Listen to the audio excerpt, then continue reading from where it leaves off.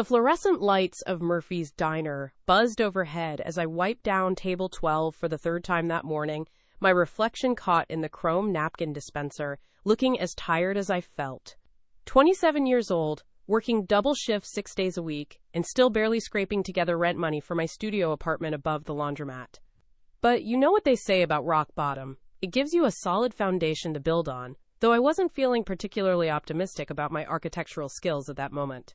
The bell above the door chimed, and in walked someone who would change everything, though I had no way of knowing it then. He was elderly, maybe 75, wearing a threadbare coat that had seen better decades, and shoes held together with what looked like electrical tape. His hands shook slightly as he took a seat at the counter, and I noticed him counting crumpled dollar bills from his pocket, with the careful attention of someone for whom every cent mattered. Now, I'd seen plenty of customers counting change before ordering, and my heart always went out to them, because I knew that feeling intimately, the mathematics of survival, calculating whether you could afford both coffee and toast, or had to choose one. This man ordered just black coffee, and asked, almost apologetically, if we had any day-old pastries that might be discounted. Something about the way he said it, the dignity he maintained despite his obvious circumstances, struck me right in the chest. I poured his coffee, and, when my manager wasn't looking, I slid him a fresh blueberry muffin alongside it. "On the house," I whispered, and the smile that spread across his weathered face was worth more than any tip I'd ever received. He introduced himself as Walter, and over the next hour, as the morning rush died down, we talked. He told me about his late wife, Margaret, how they'd run a small bookstore together for 40 years until she passed, how the medical bills and the grief had cost him everything. He spoke with the kind of quiet wisdom that comes from a lifetime of both joy and loss, and I found myself sharing things I rarely talked about, my dreams of going back to school, my fear that I was stuck in this cycle of barely getting by, my mother's illness that had derailed my college plans years ago. When he left that morning, Walter pressed something into my palm, a worn business card from his old bookstore, and a $5 tip that I knew he couldn't afford. "Kindness has a way of finding its way back," he said, his eyes twinkling with something I couldn't quite identify. I tried to refuse the tip, but he was already shuffling toward the door, and something told me that accepting his generosity was as important to him as giving it. For the next 3 weeks, Walter became a regular, always ordering the same black coffee, always receiving the same complimentary muffin when I could manage it. We'd talk about books, about life, about the small miracles that keep us going when everything feels impossible. He had this way of listening that made you feel heard, really heard, in a world that often seems to rush past without noticing. Other customers began to notice our friendship, and some weren't pleased. Mrs. Patterson, a local real estate developer who considered Murphy's her personal breakfast club, made snide comments about certain types loitering in family establishments. She'd arrived one Tuesday morning in her Mercedes designer handbag clutched like a weapon, surveying the diner as if it were her personal kingdom. When she spotted Walter at his usual counter seat, her expression soured like milk left in the sun. "I don't appreciate having to eat breakfast next to vagrants," she announced loudly enough for the entire diner to hear. "This is supposed to be a respectable establishment." The coffee pot in my hand trembled slightly as anger rose in my chest, but Walter simply turned toward her with that same gentle smile he always wore. "I apologize if my presence disturbs your meal, ma'am. I'm just enjoying a cup of coffee and some pleasant conversation." His voice was steady, dignified, completely unruffled by her rudeness. Mrs. Patterson's face flushed red. "Pleasant conversation? You're taking up space that paying customers could use. Some of us actually contribute to this community instead of just taking from it." Now, I'd dealt with difficult customers before, but something about the way she spoke to Walter, this kind, generous man who'd shown me more respect in 3 weeks than she had in 3 years of regular visits, lit a fire in me that I couldn't contain. "Excuse me, Mrs. Patterson," I said, setting down the coffee pot with deliberate care, "but Walter is a paying customer, just like everyone else. And frankly, he's shown more kindness and courtesy in one morning than some people manage in a lifetime." The diner had gone quiet, other patrons turning to watch this unexpected confrontation unfold. My manager, Frank, emerged from the kitchen with a worried expression, clearly sensing trouble brewing. Mrs. Patterson stood up abruptly, her chair scraping against the linoleum floor like nails on a chalkboard. "How dare you speak to me like that? I spend hundreds of dollars here every month. I know the owner of this place, and I can have you fired with one phone call." She pulled out her phone dramatically, waving it like a threat. Frank stepped forward, his face pale. "Now let's all just calm down here. Sarah, maybe you should apologize to Mrs. Patterson." The disappointment in his voice stung, but I looked at Walter, saw the quiet sadness in his eyes, and I knew I couldn't back down. "No, Frank, I won't apologize for treating a customer with basic human decency." Mrs. Patterson's eyes glittered with triumph.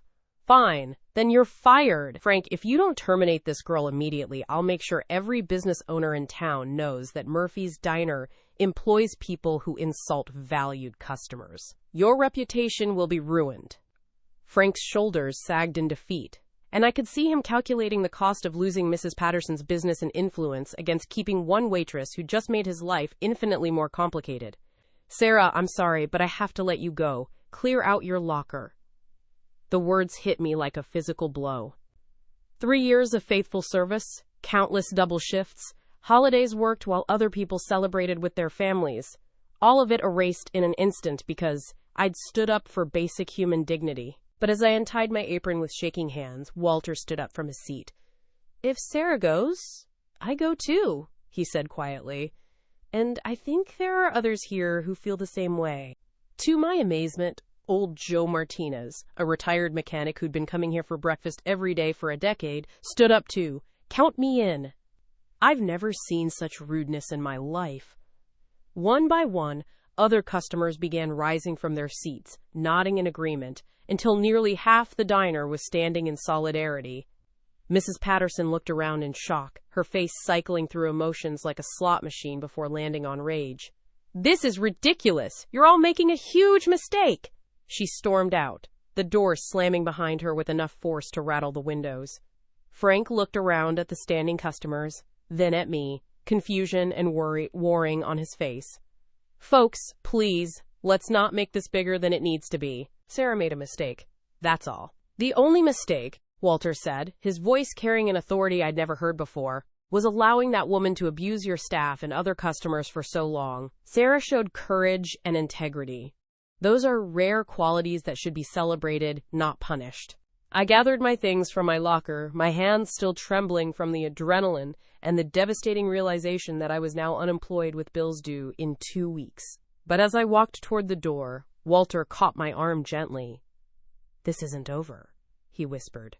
"Trust me on that." 2 days later, as I sat in my apartment, desperately searching job listings online and calculating how long my savings might last, there was a knock at my door. Standing in the hallway was a woman in an expensive suit carrying a briefcase and wearing an expression that somehow managed to be both professional and kind. "Sarah Miller? My name is Elizabeth Hughes, and I represent the estate of Margaret and Walter Morrison. May I come in?" My heart skipped a beat. "Walter Morrison? Is Walter okay? What happened?" Elizabeth's smile was gentle, but tinged with sadness. "Mr. Morrison passed away peacefully yesterday morning." "I'm so sorry.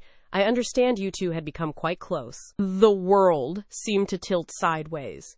Walter, gone? The man who'd brought such unexpected light into my routine, who'd listened to my dreams and fears with such genuine care, who'd stood up for me when it mattered most. I sank onto my couch, tears blurring my vision. "I don't understand. There was no estate?" "He told me he'd lost everything."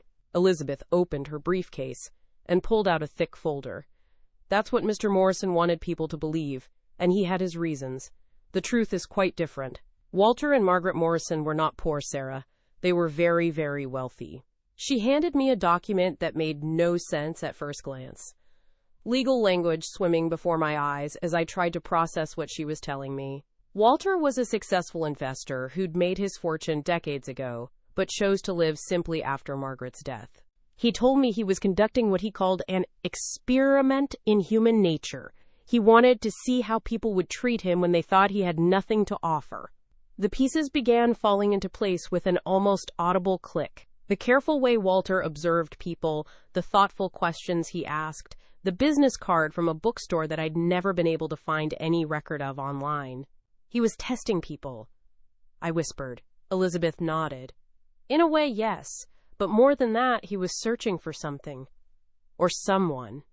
Walter had been coming to Murphy's Diner for months before you started working there, observing the staff and customers, waiting to see if anyone would show him kindness without expecting anything in return. She handed me another document, this one with my name prominently displayed at the top. He found what he was looking for in you, Sarah. Your consistent kindness, your willingness to sacrifice for others, your courage in standing up for what's right. All of it convinced Walter that he'd found someone worthy of his trust. My hands were shaking as I tried to focus on the legal document before me. I don't understand what this means. It means, Sarah, that Walter Morrison has left you the majority of his estate. His investments, his properties, his savings, nearly $8 million, along with instructions for how he hoped you might use it. The room spun around me as the numbers swam before my eyes. $8 million. It was incomprehensible, impossible, like something from a movie rather than my small, struggling life. This has to be a mistake. People don't just leave millions to waitresses they barely knew. Elizabeth leaned forward, her expression earnest. Walter knew you better than you might think. He made extensive notes about your character, your circumstances, your dreams of returning to school. He was particularly moved by your mother's medical situation and your sacrifice of your education to care for her. In his words, you showed him that true wealth isn't measured in dollars, but in the size of one's heart. She pulled out a handwritten letter with Walter's careful script across cream-colored paper. He wanted you to have this, in his own words. With trembling fingers, I unfolded the letter and began to read. My dear Sarah, if you're reading this, then my experiment has concluded, and I found what I spent so many months searching for. Proof that genuine goodness still exists in this world. You showed kindness to a stranger who appeared to have nothing to offer you in return. You sacrificed your own limited resources to make sure I didn't go hungry. You stood up for me when others would have remained silent, even when it cost you dearly. These actions revealed the content of your character more clearly than any background check or reference letter ever could. I'm leaving you my worldly possessions, not because you asked for them or expected them, but because I believe you'll use them wisely and with the same generous spirit you showed to an old man in a diner. Margaret and I were blessed with great fortune, but were never able to have children of our own. In these past weeks, you've reminded me what it might have been like to have a daughter, someone who shared our values of compassion, integrity, and service to others.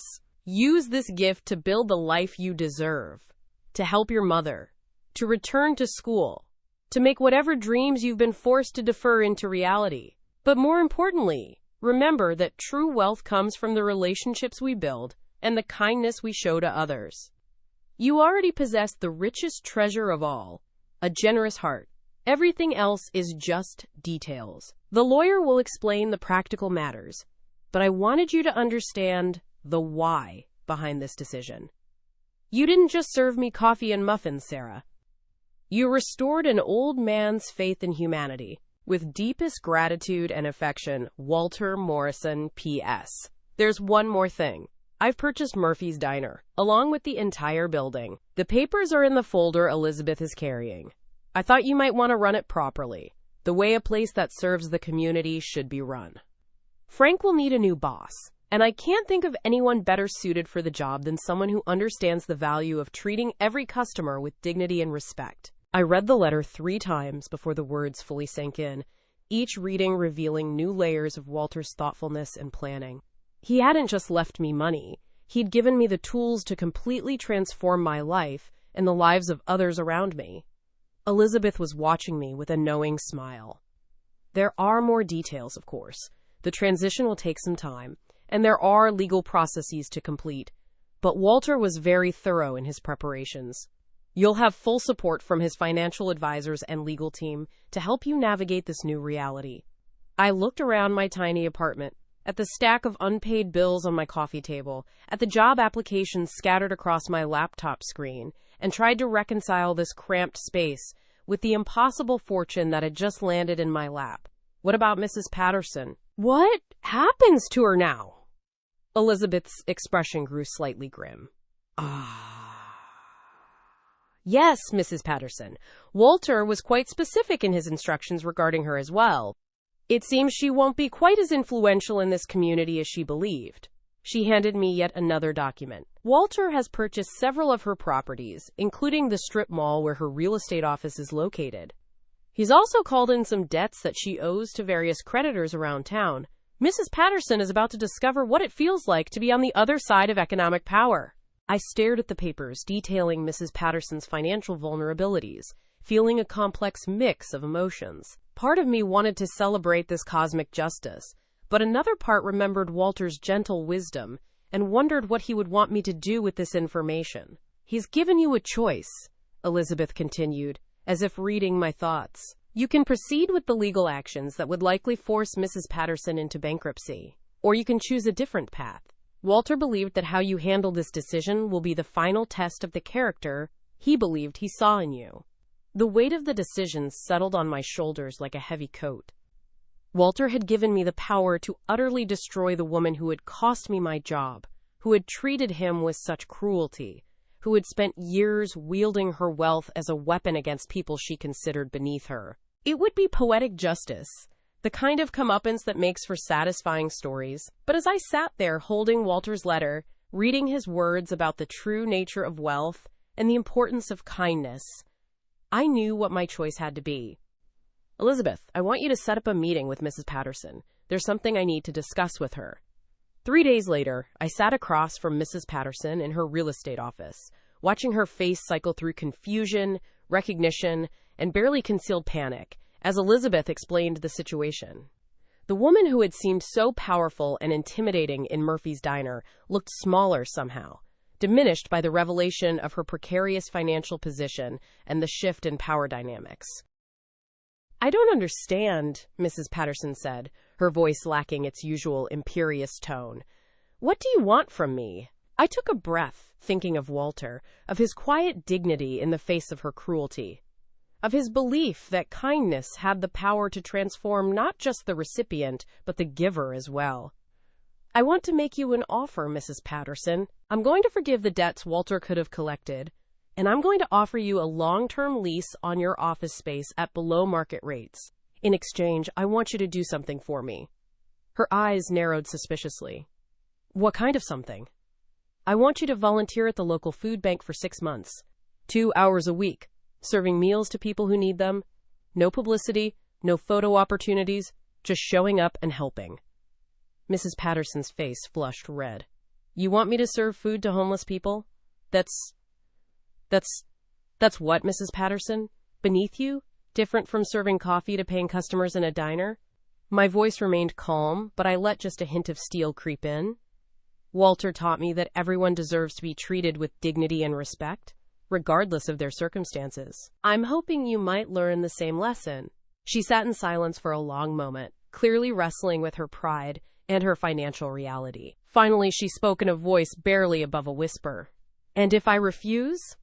Then Elizabeth will proceed with the legal actions Walter had prepared. Your choice. Elizabeth slid a contract across the table. The terms are quite generous, Mrs. Patterson. Much more generous than you have any right to expect, given the circumstances. Mrs. Patterson picked up the contract with trembling hands, scanning the terms that would save her business and her financial future. When she looked up at me, there was something different in her eyes. Not gratitude exactly, but perhaps the beginning of understanding. Why? She asked. Why would you do this after what I did to you? I thought of Walter, of his quiet dignity in the face of her cruelty, of his belief that kindness had the power to transform not just the recipient, but the giver as well. Because someone taught me that true wealth isn't about having power over others. It's about using whatever power you have to lift people up instead of tearing them down, even people who might not deserve it. She signed the contract with a shaking hand, and as Elizabeth collected the papers, Mrs. Patterson looked at me with an expression I'd never seen on her face before, something that might have been respect, or perhaps just the dawning realization of how close she'd come to losing everything. I owe you an apology, she said quietly. Several apologies, actually. To you and to Walter, and to everyone I've treated poorly over the years. Apologies are a good start, I replied, but actions matter more than words. I hope you'll remember that when you're at the food bank. A month later, I stood in the newly renovated Murphy's Diner, watching the morning rush with a sense of satisfaction I'd never experienced before. The fluorescent lights had been replaced with warm LED fixtures, the vinyl booths had been reupholstered in rich blues and greens, and the entire space felt welcoming in a way it never had before. Frank had initially been nervous about the ownership change, worried that his years of management experience wouldn't translate to working for his former employee. But I'd kept him on as general manager, with a substantial raise and profit-sharing arrangement that ensured his investment in the diner's success. We'd hired 3 new servers and a second cook, taking the pressure off everyone and creating an atmosphere where staff could actually provide the kind of service they wanted to give. The most significant change wasn't visible to casual observers. It was the policy I'd implemented that every customer, regardless of their appearance or ability to pay, would be treated with dignity and respect. We kept a fund for customers who needed a meal but couldn't afford one, and we'd partnered with local social services to provide job training and resources for people getting back on their feet. Walter's corner seat remained empty during the breakfast rush, marked with a small brass plaque that read simply, "In memory of Walter Morrison, a reminder that kindness always comes back." I'd had it installed not as a shrine, but as a daily reminder to everyone who worked there about the values we wanted to embody. The bell above the door chimed, and I looked up to see Mrs. Patterson entering the diner. She'd been coming in once a week since our agreement, always ordering quietly and leaving a generous tip. Her volunteer work at the food bank had apparently been transformative. Other volunteers reported that she'd thrown herself into the work with surprising dedication, and her interactions with clients showed a humility I never would have believed possible. She took a seat at the counter, and I poured her usual coffee without being asked. "How are things at the food bank?" I asked, genuinely curious about her experience. "Eye-opening," she admitted, accepting the coffee with a nod of thanks. "I met a woman last week who reminded me of myself 20 years ago. Proud, scared, trying to hold everything together after her husband left. The only difference was she didn't have family money to fall back on when things got tough." She paused, staring into her coffee cup. "I've been thinking about Walter a lot lately, about how I treated him, how I treated you. I keep wondering what kind of person I might have been if I'd learned his lessons earlier in life." "It's not too late to learn them now," I said, refilling her cup. Walter believed that people could change, that kindness had the power to transform anyone willing to receive it. Mrs. Patterson looked up at me with something approaching warmth. "He was right about you, you know, about your character. I've watched you these past weeks, seen how you treat your employees, your customers, even people like me who didn't deserve a second chance. You really did learn from him." The morning continued with its usual rhythm. Coffee poured, orders taken, conversations shared across counter stools and booth tables. But underneath the familiar routine was something new, a sense of purpose that extended beyond simple service. This wasn't just a diner anymore. It was a community gathering place where everyone could find acceptance and dignity, regardless of their circumstances. As I wiped down the counter where Walter used to sit, I thought about the ripple effects of kindness. How one old man's simple experiment had transformed not just my life, but the lives of everyone who worked here, everyone who ate here, everyone who'd been touched by his quiet wisdom. $8 million had changed my financial situation, but Walter's real gift was the lesson that true wealth comes from connection, compassion, and the courage to stand up for what's right, even when it's difficult. I'd used part of the inheritance to pay off my mother's medical debts and ensure she had the best possible care, and I'd enrolled in online business classes to better manage my new responsibilities. But the most valuable education continued to happen right here in this diner, in the daily practice of treating every person who walked through our doors as someone worthy of respect and kindness. The lunch rush was beginning, and I could see the familiar faces of regular customers mixed with newcomers drawn by word of mouth about the changes at Murphy's. Each person who chose to eat here was participating in Walter's vision of community, whether they knew it or not. His experiment in human nature had concluded, but its effects continued to ripple outward, touching lives in ways he probably never imagined when he first walked through our doors in his threadbare coat and worn-out shoes, looking for proof that goodness still existed in the world. He'd found what he was searching for, and in the process, he'd given all of us something immeasurably valuable. The reminder that kindness, offered freely and without expectation of return, has the power to transform everything it touches. Walter's fortune had become our fortune, in ways that had nothing to do with money and everything to do with the wealth that comes from building a community based on compassion, dignity, and the radical belief that everyone deserves to be treated as if they matter. Because they do matter, each and every one of them. And that understanding had become the foundation, not just of how we ran the diner, but of how we chose to live our lives. Walter's legacy lived on in every cup of coffee poured with care, every kind word offered to a struggling customer, every moment of grace extended to someone who needed it most. His unexpected fortune had indeed unleashed something powerful, not just financial security, but the much rarer treasure of a community transformed by the simple, revolutionary act of treating everyone with love.